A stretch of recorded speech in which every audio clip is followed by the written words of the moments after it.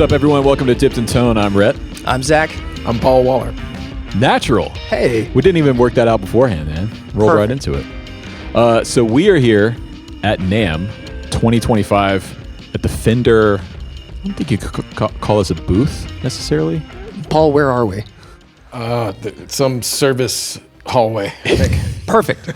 Yeah. And we decided to sit down with master builder Paul Waller. Thanks for joining us, man. Glad to be here. Yeah. So we were talking a little bit beforehand. This is Fender's first time back in a few years, and we were just walking around. On the other side of this wall is the custom shop, like extravaganza, where all of the custom shop stuff is laid out. And we've got two of your guitars that you built this year that we're going to talk about. So before we get into that, though, tell us a little bit of your origin story. How did you become a Fender Custom Shop master builder? So I built my first guitar in high school. We still had a wood shop. It was in the 90s. They don't have wood shops in high schools anymore. And all the other kids were making bongs and clocks and picture frames. And I said, I want to make a guitar. And the teacher said, no, you're crazy. And so I did. I made a guitar. And so I kept taking wood shop because it was fun to make guitars. And I thought that would be fun to do that for a living. And then I got a job at Fender. So just like that, like right out of high school, went straight to Fender? Yeah, I just knew that that's what I wanted to do. That was the easiest way to like cash a check. What was that first guitar like? I'm a bass player, so it was a fretless bass because I didn't know what I was doing. And, I'd done some woodworking in the garage with Pops, but never did I try to tackle fretwork and realize how difficult all that stuff was. So I just made a fretless bass.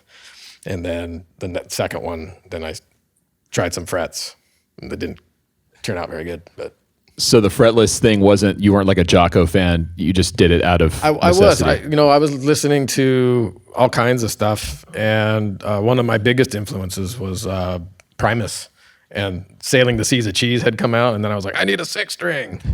And so then it became a 5-string, and then I eventually made a 6-string bass. Nice. Did you wind a pickup? Or No, I bought the parts. Okay. And I actually, was here in Orange County when I was in high school, and I ended up down very nearby Santa Ana at the local guitar center, and I would buy the parts and stuff that I wanted. I'd save up my money, and it took me like 8 months to build one guitar, and I'd be fired now if it took me that long to build a guitar. But it was fun. What'd you get on the project? I got an A- because he said there's always room for improvement. That's okay. Right? Yeah, okay. I mean, in college, my motto was D means diploma. So anything above that was pretty good. What do they call the guy that becomes his last doctor? Yeah. So you started Fender pretty early on. What was those early days at Fender like for you? It was. I would say it's interesting. When I started at Fender, I kind of tell this to a lot of people that Fender was a really, really big small company, and now we're a really small big company. And I've watched the change happen, and it's been interesting to kind of grow with the company through all that stuff. And it just keeps growing, and then it might shrink a little bit, and then it growing, and so there's more employees now than ever before. And it's just a giant network that is home for me. It's Nice. 1,000 people. I rub elbows with 1,000 people on a daily basis. So Crazy. what does it take in the custom shop to become a master builder? Oh boy. I tell the new kids that you got to be really good at sanding. Right. Because they're like, oh, you get to build guitars. Like, well, no, 75% of my day is sanding of some sort. Either sanding raw wood, sanding frets, polishing frets, sanding lacquer and urethane and then buffing it, pick guards. So just about every component that we're touching, we have to do some sort of sanding to it at some level.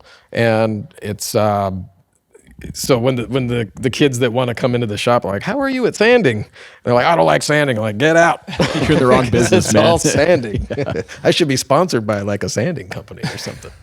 So I imagine that, on your way to becoming a master builder, you had several different roles, even throughout just the custom shop itself. How does that start? You start just like as the intern doing coffee runs for the custom shop and work your way up? Everyone's journey is different. I had a little bit of a background. I went to Roberto Van, and so I kind of came in with a little bit of knowledge, enough to kind of place me further ahead than just coming off the street, say. And so I started in the mill doing necks, and then I worked into an apprenticeship. At the time, we had Benedetto as a brand. Oh, yeah. And I worked with Steven Stern. That was the first master builder, and Yuri Shishkov. Those were the first two cats I worked with when I started apprenticing. And it was really cool because when I built my first guitar, it was out of a book that I got from the library, and it was written by Bob Benedetto, and it was a jazz box. And there's like pictures of him without his shirt on in his New York shop where he was hand making the guitar.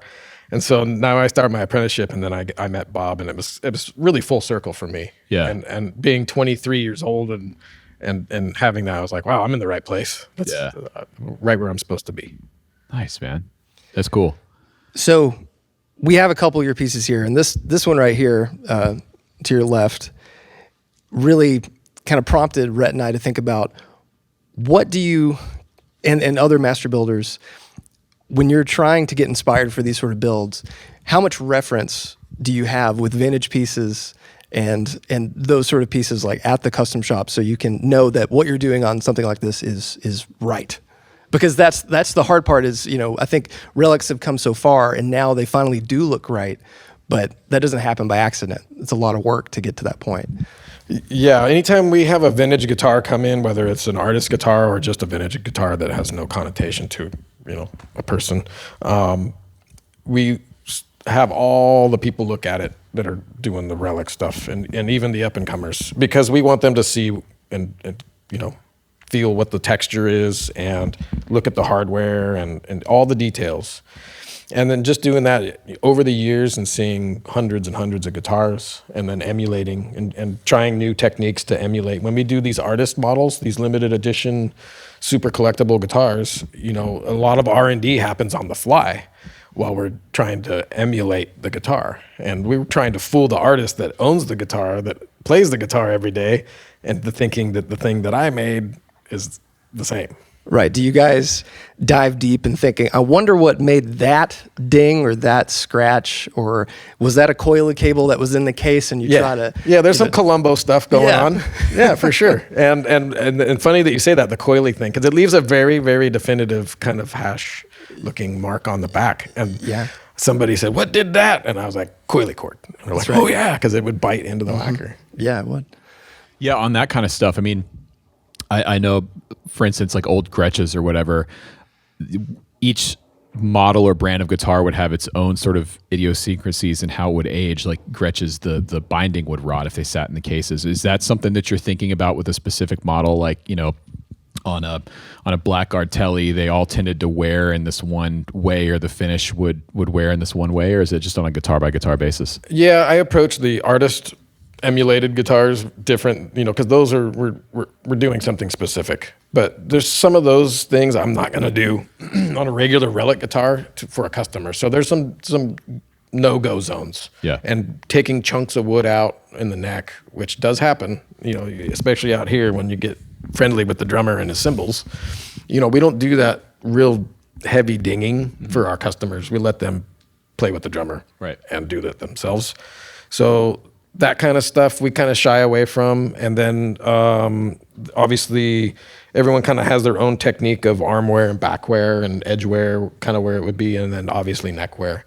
And that's all pretty much interpreted by the builder that's doing it. Yeah, so that's interesting. I know you can't go into specifics about techniques and stuff. That's obviously closely guarded secrets, but you're saying that each builder kind of has their own approach to getting the wear and the relicking. Yeah, and it starts from the very beginning of how the paint is applied. So we can't take a NOS guitar and make it a relic, because it's a completely different thing from the moment it gets wheeled into the paint department. Right.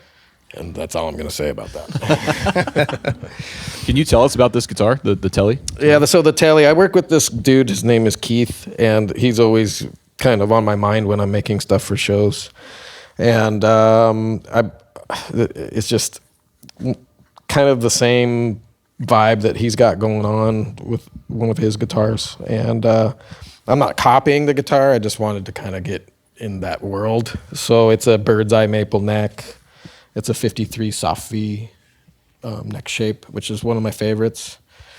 And it's just a kind of straight Telecaster, vintage Telecaster. What's your creative process like when you're deciding to do a build for, NAMM? Obviously, if you're working with a customer, I imagine you're working with them based off what they want to do. But when it comes to what you want to do, what is that process like? Are you starting with specs first? I want this neck profile. I want to base it off this year of guitar. Or are you going for a look and a vibe? And I just let the customer steer. I mean, when I'm doing it, it's more of a. I'll kind of check the box. Is it a relic? Is it a journeyman? Is it a closet classic? And those will be my parameters. And then sometimes color will get played with, or maybe a different technique. But customers, I let them drive because I'm building their guitar, not mine. And so I always let them drive, unless they specifically ask, no, I want you to do your thing, which is a very common request. Like, I just want you to do it the way you would do it. And so it'll end up looking a lot like this. And I remember walking into a store last summer where I built a guitar, and a couple of the other cats built guitars and sent them to the store for an in-store event in London. And I walked in, and I remember looking at the one guitar and go, oh, that's really cool. I like the way that relicking was done. I wonder who did that. And I was like, oh, that's what I did. Because I just like it to look that way. That's why I do it. Yeah. And it's not that I don't like the other guys' stuff. It's just that's just my vibe, I guess. Yeah, I think we were talking before we started about how far the Fender Custom Shop has come in making these things look almost indistinguishable from a vintage piece. And one thing that I've always kind of thought and said is vintage guitars are mostly shiny. And a lot of relics have like a dullness to the finish. But now you guys are, really taking them to the next level. Even just the sort of oxidation or whatever's happening in this ashtray is something that I don't feel like you would have seen that 10 years ago or so. Yeah. So it's, when some of the builders start adding more and more detail, it's this healthy competition between us that we want to get better because they're getting better. And it's like, well, we can't let them get too much better than me. Right. I gotta stay good. So when we see this stuff, it adds more detail and I think value to what we're trying to achieve. Is there one thing in particular that you love doing on a guitar like this? I'm always really, really into doing the fretwork. Okay. It's my absolute favorite thing to do. And it reminds me of one time when I was washing dishes with my mom and I hated washing. I just wanted to dry because I thought it was easier. And I was like, I can get this done and get out of here. And I asked Mom, why do you always wash? And she's like, because I like doing it and I want it done a certain way. Right. And so it's kind of the same for me. I like doing it.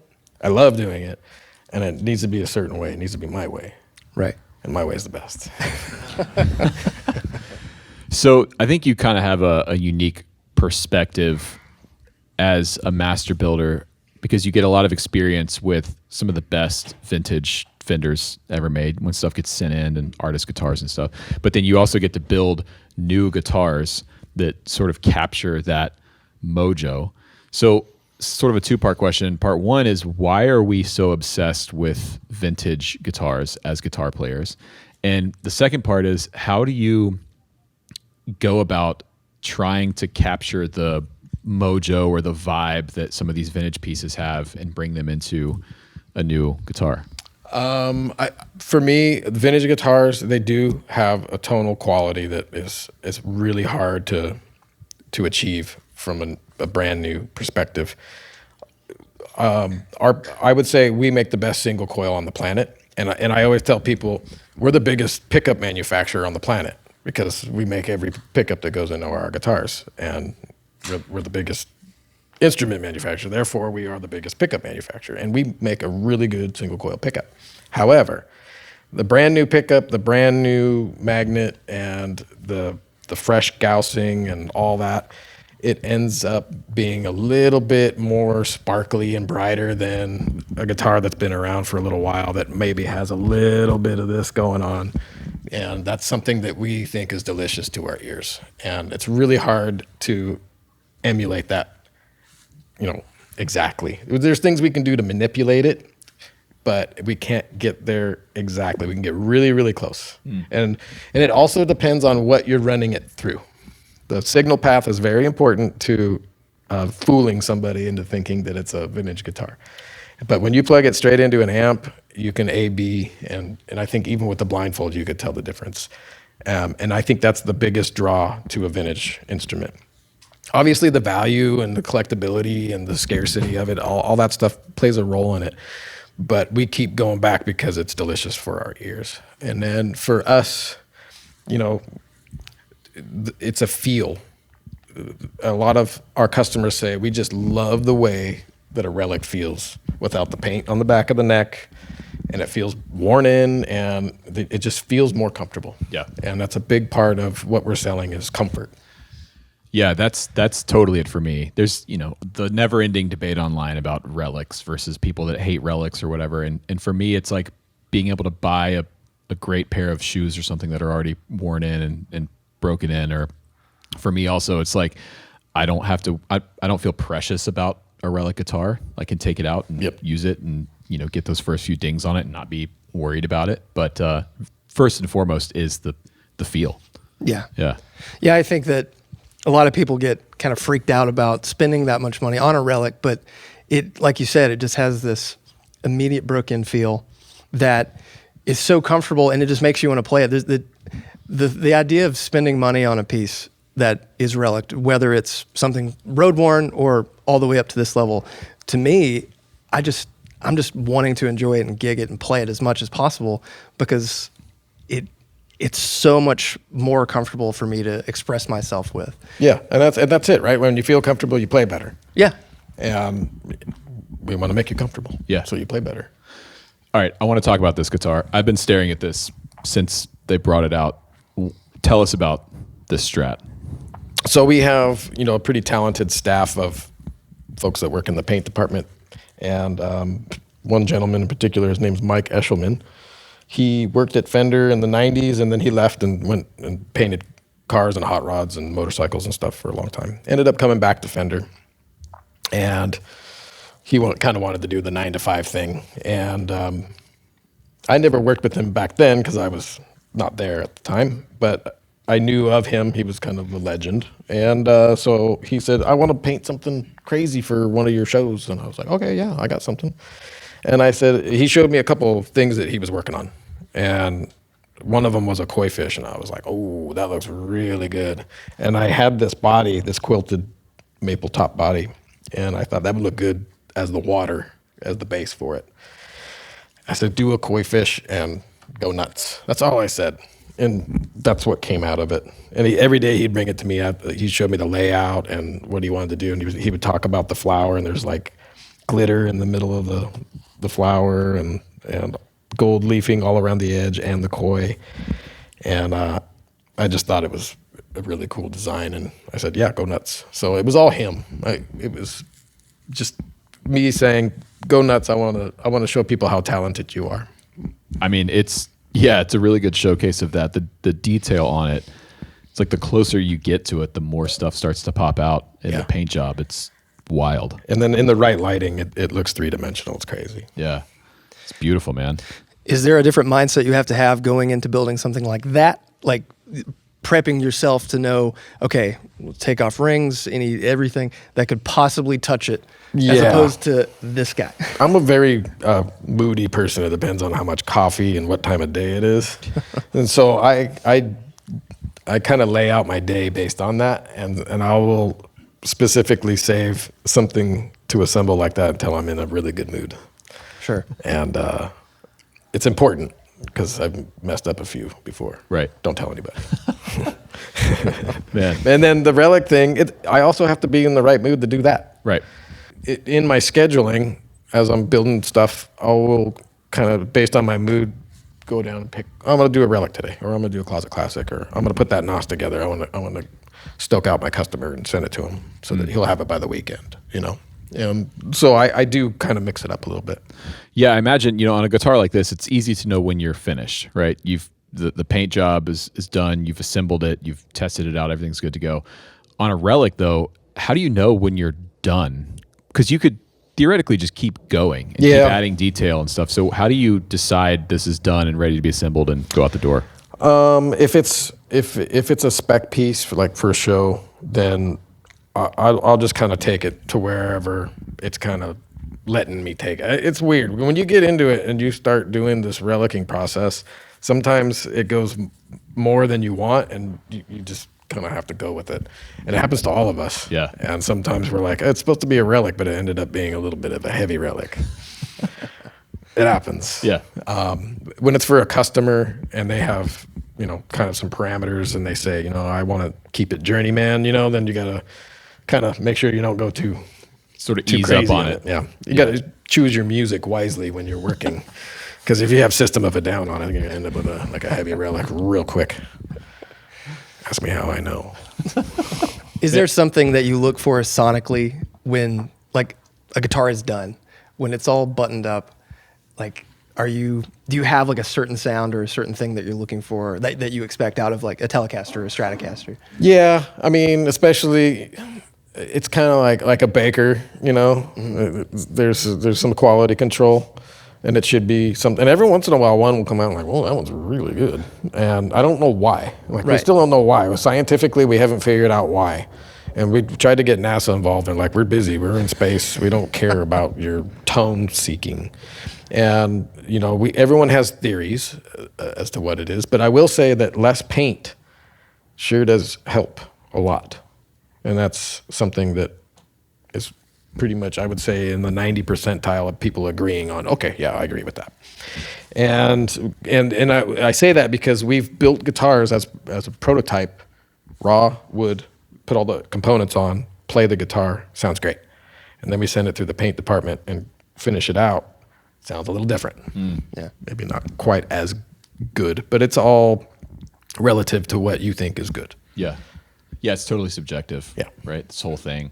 But it's crazy to hear you say that, you can't quantify or figure out why some guitars just have the thing and some don't. I imagine it's not tied to how expensive or the specs of the guitar or whatever. It just is like some have it and some don't. Or yeah, I mean the recipe is the recipe, and I'm going to be able to get you really close every time. But every once in a while, one will be just a little bit better, or maybe it's just not hitting the mark. I don't know. Maybe the tubes aren't warm in the amplifier. I'm not sure what's going on. But I guess to answer your question is, I'll spend some time kind of we have a spec for where the pickup is supposed to live. Right. But especially on a Telecaster, I might either move the neck up or the bridge down a little bit just to kind of balance it out. Mm-hmm. But I usually favor the bridge pickup because that's the pickup that you want in the Telecaster. And then the same thing in the Strat, the neck. Yeah. And there's two rules. Don't mess with this pickup in a Strat, and don't mess with that pickup in a Tele. Everything else is fine. that's pretty much it. When you say mess with, you mean like leave it alone. Just leave the single coil alone. If you put something beside the single coil in there, you'll get so much hate on the internet. It's ridiculous. Oh yeah, and the same thing there. But you can change this, and everyone's like, yeah, that's better. Yeah. And then the in the bridge position, get rid of that. Why do you think the Strat bridge pickup gets so much hate? It's just because of it's the bridge and the steel that's in there, the springs, and it's crammed all the way down there. This has all this steel helping it, and it's helping amplify it. Plus, the construction of the pickup itself has an elevator plate, and so. And that's something that you expect when you plug in a Telecaster. You want to rip someone's head off. Yeah. You want the drummer to be jealous. It doesn't happen in the Strat, and that's why I think it. Over time, as people modified their Strats and put humbuckers in them, they're like, okay, that's allowed now. We have now made that a rule that you can do that. But it's true. There's parameters. There's boxes that we live in working with this brand. Yeah. And I can't. You can't. Not yet. It's not yet. Give it another couple of years and you'll see. I've seen my friends make guitars with different neck pickups in a Strat, and it doesn't go very well sometimes. Some people love it, but I would say the majority is like, no, You can't put jalapenos in a Danish. What are you doing? This is how it is. Yeah. So we don't do it. Yeah. Unless you want. We're not talking about the pepper. We're talking about. I have a custom shop, Esquire, and the bridge pickup is left-hand slant. Yeah. Is that allowed? Yeah, I mean, you get poked at a little bit. Really? Yeah. I like it so much more because of the sonic quality of just shifting that pickup that opposite direction. And it might have a use or a place somewhere. Yeah. And that's okay. Yeah. And then it's a little bit of trickery too, you know, because most people may not pick up on it right away. Right. And like, why is that one different? And then they'll figure it out. Yeah. Especially when the low E is not doing what the low E is supposed to be doing. Sure. Yeah. It does totally change the snap and the feel of the especially the high strings. But it's something that, like, when I saw this guitar, it just drew me in immediately because it was so different. And I'd seen it, but I'd never played it. And it just had this total different sonic quality. But it's funny to hear you say that is like, you can never, ever mess with those two things. Yeah. Now, in the Strat, that's a little bit more acceptable because some dude named Jimmy did it. Right. Because he played one that was that way. And then so we get a lot of orders for that, actually, where we'll have a reverse slant. Was he pretty influential? A little bit. A little bit. Jimmy, who? I don't know. I'm going to have to Google it. So I want to ask you about sort of the tone wood debate. Here we go. Rages online. Okay. Obviously, pickups matter. I'm guessing, by the way you've answered some of these questions so far, you believe that the wood matters in some degree. Can you talk about that a little bit? Yeah. I call it tone pie. And I've made guitars out of some really weird things, and including cardboard. And now, if you A-B it to, say, an Alder 60 Strat, you can hear the difference if you go back and forth real quick. But if I were to put a blindfold on you and you hear the guitar plugged in and made out of cardboard, you're going to be like, oh, that's a Strat. Sounds exactly like a Strat. Because that's what it is. The tone wood thing is a sliver of pie, but it's like that tiny little, I'm too full to eat a real piece of pie. I just want to taste it for me. Now, there's a lot of people that might get mad at me and say, hey, that's you're wrong. And okay, maybe I'm wrong. But again, I've made guitars out of some weird stuff. And it always comes back to the heart and soul for me is the pickup. What are some of the other slices of that pie, though? Paint is a bigger slice than people pay attention to. Because why do we like relics so much? There's no paint on them. That sounds good. That's a big piece of pie. Tone wood does matter. Yeah, I would say it matters more in the neck than the body. You would pick up on it more with your ear in the neck than you would on the body. So you could hear the difference between a maple neck and a rosewood. I did that. Quicker than you can tell the difference between alder and ash, and I can prove it. Yes, I did that a few months ago. I had a Strat, one of the, I believe the vintage 2s, and then I had Sweetwater send me out. So it was a rosewood board Strat, and they sent me a roasted maple, road-worn neck, and a finished maple neck. And we shot a video of it, and it was my production assistant and I. We recorded the rosewood, sounded great, kind of the control. And as soon as I put one of the maple necks on, before we rolled cameras, or I didn't have the guitar plugged in at all, I hit a chord, and both of us looked at each other. He was standing across the room, said, "It's brighter." Like immediately, you can tell it even unplugged. And then recording it and listening back, it's brighter. Like it just is, you know. And I'd always felt that way. Like, yeah, maple seems brighter, it seems snappier, but you don't know how much of that is your eyes telling you that, or just preconceived notions. But it's funny you say that, because a lot of times we hear things with our eyes.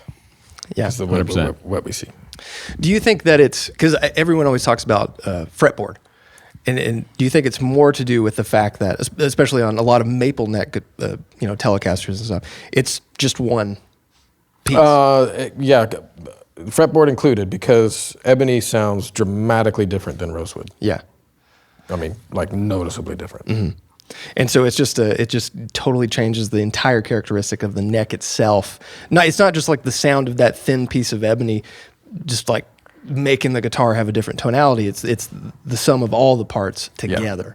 Because that's the thing that no one ever talks about that. They just talk about fretboards. They just talk about just the fretboard and not the neck.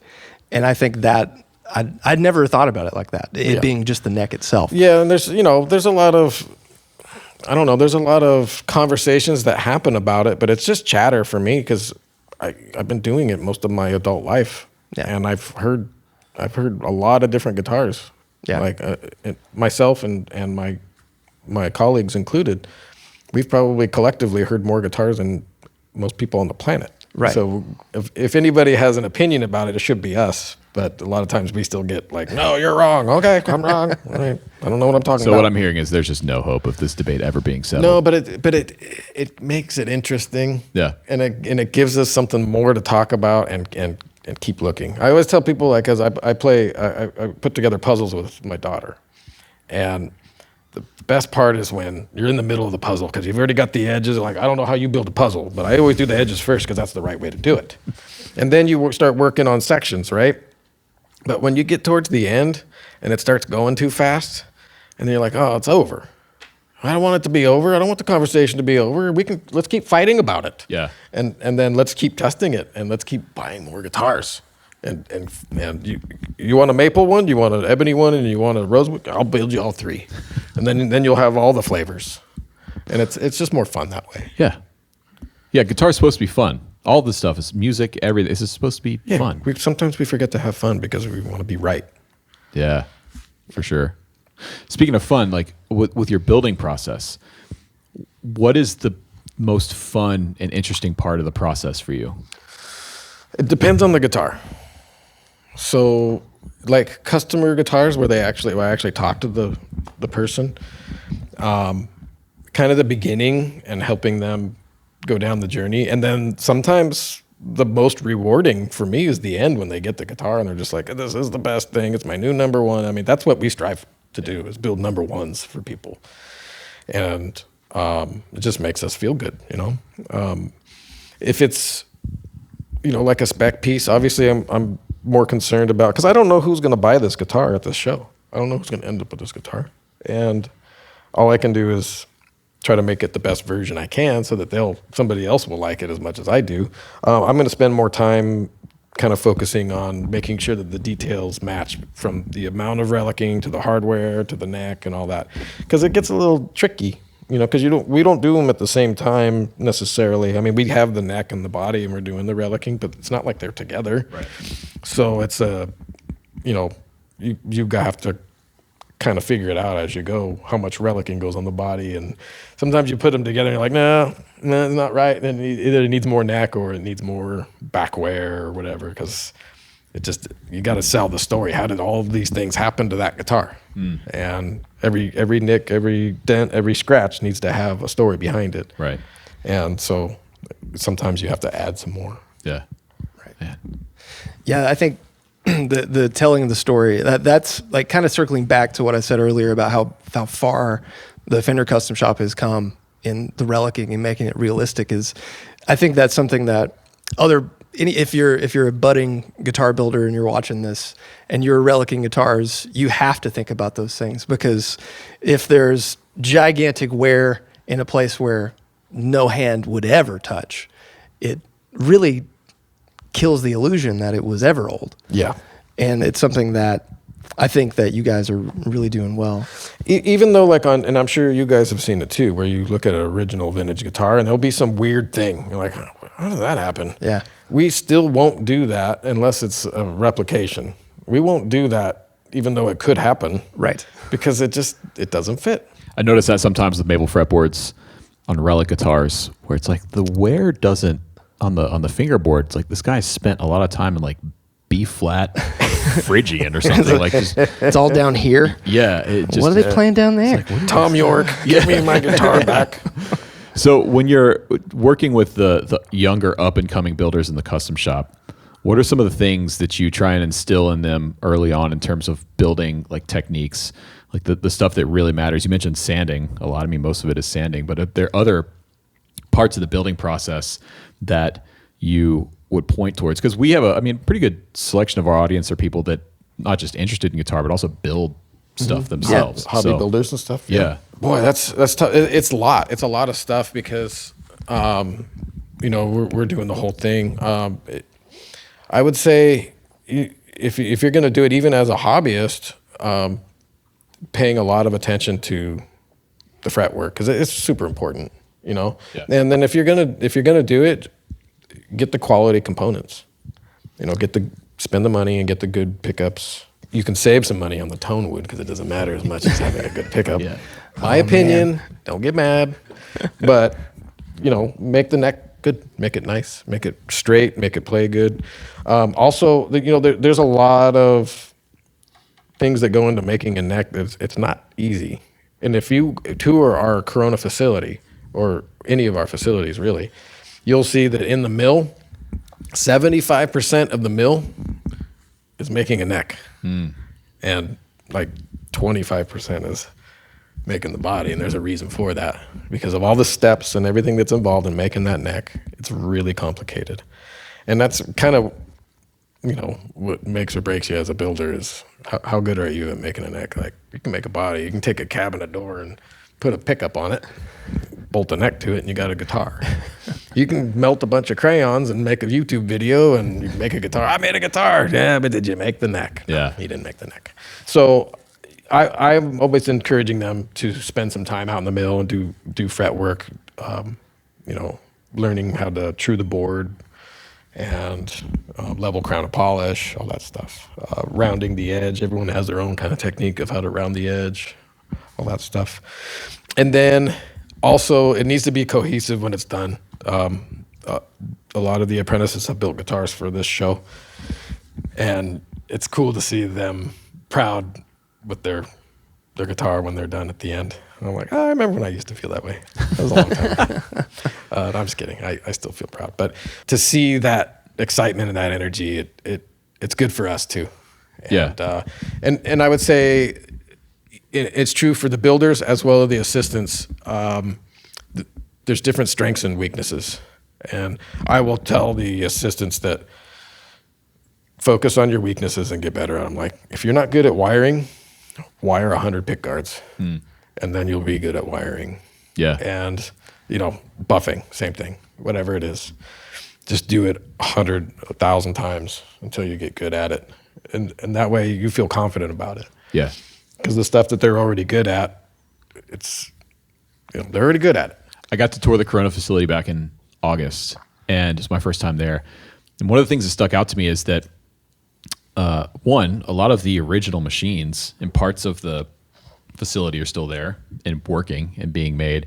And you're also they're making a lot of the hardware, like the bridge plates and everything on these giant like presses. It was amazing to see. In the custom shop, but alongside that, on the main floor, they're using CNCs and a lot more modern building techniques.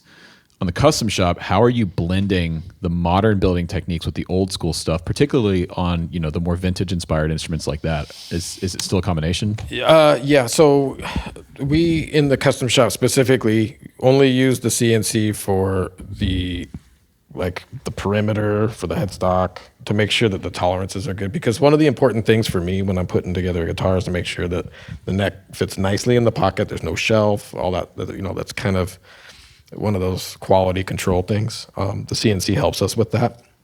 Also, it lines up the bridge and everything to make sure that everything's in the right spot. And in the custom shop, we specifically stop there with the CNC. Once the truss rod and the frets and the perimeter is done, then we do it all by hand. We're still hand shaping the back of the neck. We're hand shaping all the volutes, and then all the fretwork. Everything's done by hand with the original machinery that we've had since the beginning in the custom shop. On the production line, we've used CNCs to do all those operations. So back shaping and the fingerboard shaping, all that stuff's been now done on the CNC. But we keep it that way because I think our customers appreciate it, and they're still somewhat unique.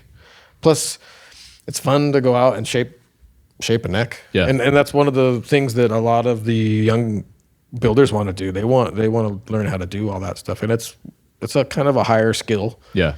And it's not easy because you can mess it up real quick. You can mess up a lot of work very, very quickly and end up with firewood if you're not careful. But yeah, it'd be fun to take them out there and teach them how to do that. Yeah. Do you have to like switch off your own biases when you're shaping a neck? Because like, I like this, but the end user might not. Yeah, but I mean, I love all the shapes now. Yeah. So for a customer, early on, I would say it was hard to take my bias out of it, but now I'm pretty good at it because I want to make sure that, again, I want to make number ones for people. Right. But when you put your hand on it, oh, this is a good neck for whatever, the customer or whatever the spec is that you're trying to do. Yeah. I would say more than anything, I end up spending more time just dialing it in at the end. Like while I'm sanding it, I'm like, I don't like that.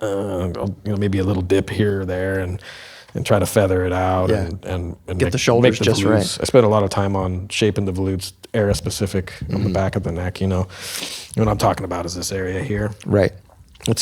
The transition is pretty non-existent on some of the early stuff. And if you look at some of the other products, you'll see a sharp line.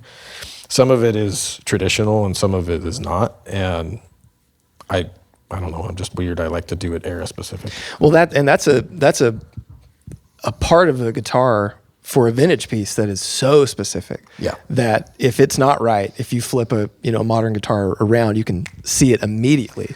Because the 50 Strats, early 52 or 54 Strat had a really specific transition from that headstock. Yeah, and again, when you're trying to sell something that looks old, it needs to look the part. Yeah, and the more details that we can include, it's just going to get better. Yeah. How much do you enjoy doing the wiring? Because for me, that's one of my I change pickup. The guys at my shop make a joke. They'll say, I'll walk into the back to my workbench, like on break, with a guitar and a box of pickups. And then I'll walk back in like 15 minutes and I've swapped them and I'll show them like I wired it and it's all clean. And they just laugh at me like, how'd you do that so fast? But I've changed like countless numbers of pickups and I really love it. But do you enjoy that little? I would say it's one of those things where usually by that portion of the build, it's kind of downhill. Yeah. And I'm just getting ready to go out the door. And I kind of go into autopilot because I've wired so many. Sure. You put a Strat in front of me and I did a video on my Instagram a few years ago where I just wired up a Strat and people, oh my gosh, I didn't know you could do it that way. I'm like, I didn't know. Is there another way to do that? Yeah. I don't know. And the Telecaster, same thing. Like every once in a while, I'll have to crack open an old drawing for maybe a model I'm not familiar with. In fact, the other day it was a Merle Haggard, and it has the 4-way. And I was like, oh, I don't remember how to do that. It's been a long time. And so I actually had to get the diagram out and, oh yeah, the jumper goes there in the ground and I got it. But the Strats and the Tellies are, I can have a conversation and wire it up and not even pay attention to what I'm doing. And so I guess we can wrap up on this question, but I want to know when you're, not at work and you're at a guitar shop or a guitar show and you stumble across a guitar of any brand or year that really connects with you and makes you sort of like step back and go, whoa, this is a good one.